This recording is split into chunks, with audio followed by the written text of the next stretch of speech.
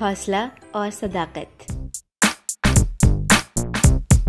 جب احمد شاہ لبدالی نے پنجاب پر حملہ کیا تو دربار دلی کی طرف سے ان دنوں میر منور گورنر مقرر تھا۔ اس بیچارے نے پہلے تو دلی میں امداد کے لیے درخواستیں بھیجیں، لیکن جب کوئی بھی جواب نہ آیا تو ناچار اپنی ہی مٹھی بھر فوج سے احمد شاہ کا مقابلہ کیا، مگر احمد شاہ نے میر صاحب کو شکست دے کر شالامار باغ میں مقام کیا۔ اب ان کو اطاعت کے سوا کوئی چارہ نہ تھا۔ ناچار خود ملنے گئے۔ احمد شاہ ان کی بہادری اور غیرت دیکھ چکا تھا۔ عزت کے ساتھ بٹھا کر پوچھا، احمد شاہ، میر صاحب، آپ نے لڑائی سے پہلے ہی اطاعت کیوں نہ قبول کی؟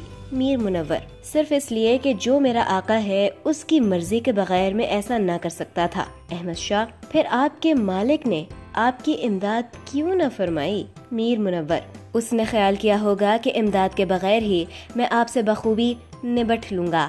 احمد شاہ، اچھا، اگر آپ فتح پاتے تو میرے ساتھ کیا سلوک کرتے؟ میر منور، میں آپ کو لوہے کی ایک بند گاڑی میں بٹھا کر دلی بھیج دیتا، وہاں بادشاہ سلامت آپ کے ساتھ جو چاہے خود حکم دیتے۔ احمد شاہ، اچھا، اب کہ خدا نے مجھے فتح مند کیا ہے، مجھے آپ سے کیا سلوک کرنا چاہیے؟ میر منور، اگر آپ قصائی ہیں تو قتل کر دیجئے، ڈاکو ہیں تو لوٹ لیجئے، سوداگر ہیں تو جرمانہ کر دیجئے، اور بادشاہ ہیں تو معاف فرما دیجئے۔